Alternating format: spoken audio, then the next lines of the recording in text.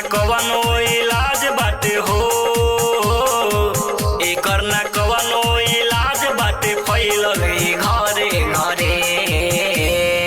मुर्गा के दाम गइल कोरोना तोरे कारण, मुर्गा के दाम गइल कोरोना तोरे कारण, मुर्गा के दाम गइल कोरोना तोरे कारण, मुर्गा के दाम गइल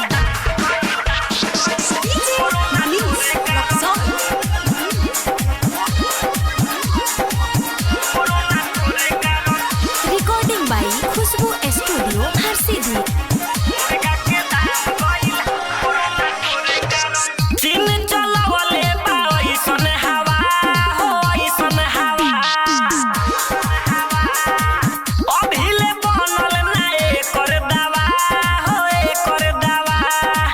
चीन चलावले बा ऐसन हवा हो, ऐसन हवा। आलो गोस्वामी कहे सूरज सने, आलो गोस्वामी कहे सूरज सने जपी हरे हरे।